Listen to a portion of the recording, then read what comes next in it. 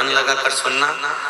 हरतालिका तीज शिव महापुराण की कथा ही नहीं, आप जो तीज करते हो, हरियाली करो चाहे सातुड़ी करो, उस तीज की महत्वता क्या है, इस हिंगोली की शिव महापुराण की कथा में अपने को समझना है कि उसकी मूल तत्वता, उसकी महत्वता है क्या, उसका महत्व क्या है।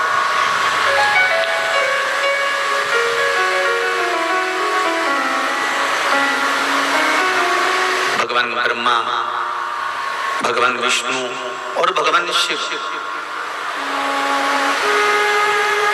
इन तीनों की जो अर्धांगिनियां, ब्रह्मणी, लक्ष्मी और पार्वती,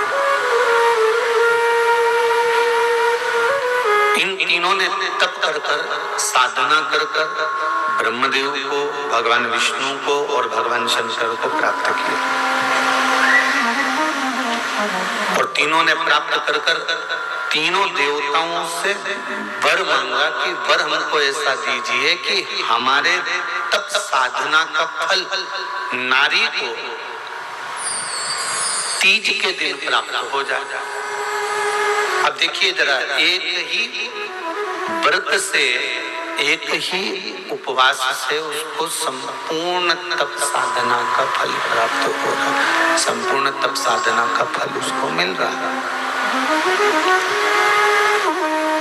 मात्र एक व्रत से, केवल एक व्रत कर रहे हो, संपूर्ण तप साधना का फल उसको प्राप्त हो रहा है। ऐसा कोई व्रत, ऐसी कोई साधना, ऐसा कोई शंभो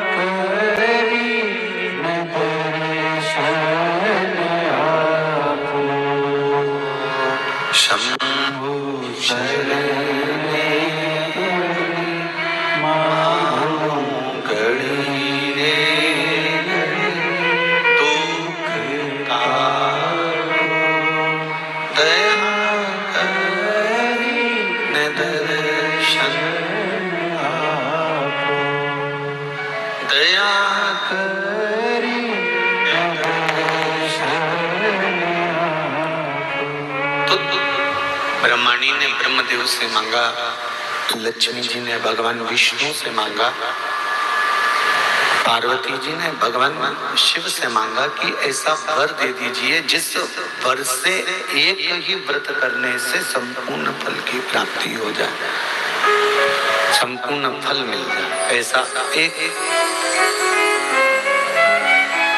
व्रत का फल दे दीजिए, मात्र एक व्रत का। अब देखिए, हरियाली तीज करने वाली माताएं थोड़ा ध्यान से सुनना।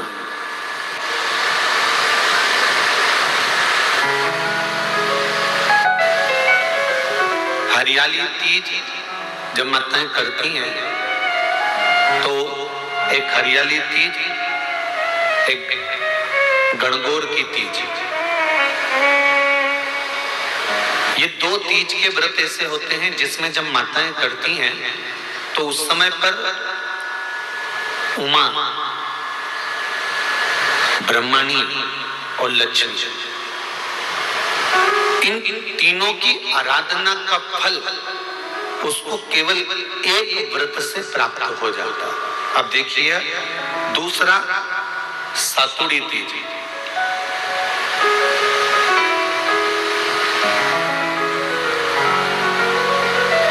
इसमें उमा और महेश्वर, उमा और महेश, ब्रह्मणी और लक्ष्मी, इन चार के व्रत तप का फल एक साथ सातुड़ी तीज के दिन प्राप्त हो जाता है।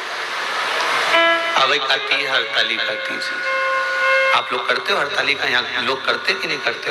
करते यहाँ पे हरतालिका? कौन कौन करता है? जरा हाथ उठाओ तो जरा। अरे सभी करते हो, रखो रखो, बहुत बढ़िया, बहुत अच्छी बात है। एक आती है हरतालिका तीज।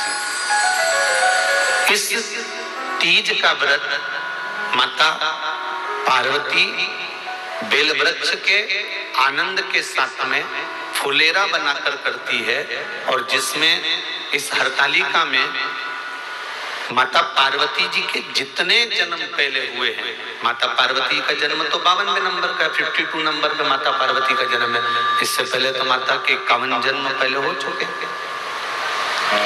51 जन्म माता पार्वती का पहले हो चुके हैं। तो वो जितने जन्म माता पार्वती पूर्व में ले चुकी हैं, ब्रह्माणी जितनी बार ब्रह्मदेव के साथ में विराजमान हो चुकी हैं, इंद्राणी जितनी बार इंद्र के साथ विराजमान हो चुकी हैं, और लक्ष्मी चाहे वो राधा के रूप में हो, चाहे वो रुक्मिणी के रूप में हो, चाहे वो सत्यभामा के रूप में हो, चाहे वो यमुना के रूप में हो, चाहे वो गंगा के रूप में हो, जितनी बार माता लक्ष्मी ने रूप धारण करे हैं वो सब रूप में, और माता पार्वती अपने सारे रूप में, ब्रह्मणी अपने सारे रूप में, लक्ष्मी अपने सारे रूप में इस हरतालिका तीज के व्रत को करने के लिए आतुर रहती हैं, और इस व्रत को कर कर एक दिन में ही संपूर्ण विश्व का जितना तप है, साधना है, उपवास है, सबका फल एक साथ का रूप कर लेती हैं, केवल एक व्रत में, हरतालिका तीज के। अब एक बात ध्यान से सुनिएगा, सारे व्रत आपका अगर स्वास्थ्य खराब हो गया तो आप व्रत छोड़ सकते हो। जितने भी व्रत आप लोग कर रहे हैं पूर्व के, सोमवार, मंगलवार, एकादशी, छठ, पंचमी, चतुर्थी, अगर आपका स्वास्थ्य खराब है तो आप उस व्रत को छोड़ सकते हो, सारे व्रत को छोड़ सकते हो। पर तीज का जो व्रत होता है,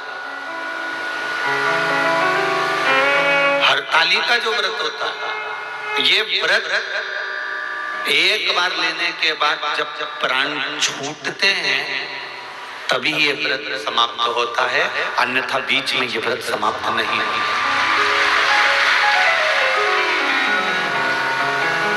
ये व्रत समाप्त होता ही नहीं।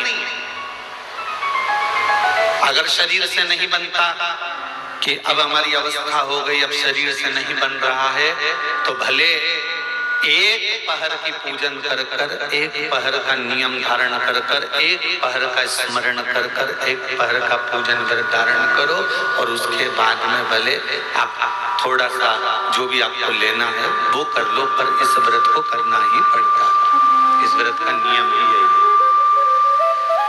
इस व्रत की नियमता ही है। शिव महापुराण की कथा संपूर्ण जगत के कल्याण हेतु हिंगोली नगर में जो चल रही है,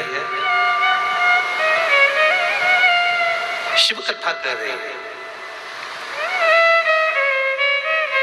24,000 श्लोक की ये शिव महापुराण की कथा है, जिसका एक शब्द भी हमारी जिंदगी में उतार सकते हैं, एक शब्द भी हम अपने जीवन में यदि उतारते हैं, एक शब्द को भी हम अपनी जिंदगी में उतारते हैं, तो हमारा जीवन सार्थक हो जाता है। एक शब्द भी अगर हमने अपनी जिंदगी में उतारा तो उसकी सार्थकता उत्पन्न हो जाती है, उसका आनंद उत्पन्न हो जाता है, उसका फल हमको मिलने लगता है। महाराज भगवान शिव का सुंदर संवाद हरतालिका शिव महापुराण की कथा के माध्यम से श्रवण करें, बड़े आनंद के साथ में इस व्रत की महत्वता को श्रवण करें।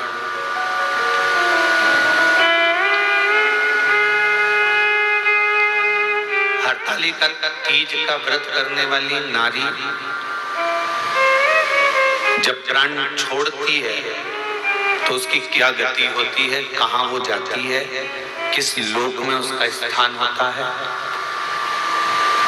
हरतालिका तीज का व्रत जो नहीं करती और भूल से भी फुलेरा का दर्शन कर, फुलेरा जानते हो ना आप लोग, जिस दिन जहां हरतालिका तीज बनती है, केले के पत्ते के ऊपर जहाँ शिवलिंग बनता है उसके ऊपर जो फूल की मालाएं लटकाई जाती है या झूमर या पत्ते लटकाए जाते हैं, उसका मात्र दर्शन वो व्रत नहीं भी कर रही है, उसका उपवास नहीं है, उसकी व्रत नहीं है, उसने व्रत नहीं उठाया, उसने उपवास नहीं उठाया, ना उसने व्रत उठाया।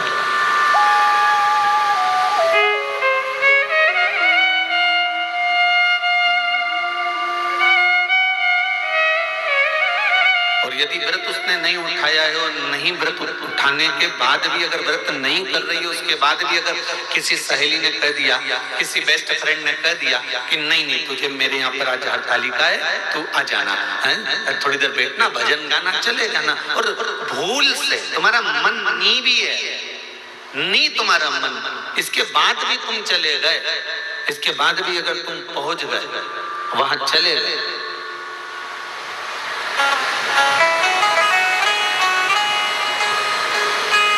और केवल हरतालिका तीज के उस फुलेरे का दर्शन कर लिया, नहीं है व्रत, और उस फुलेरे का दर्शन कर लिया,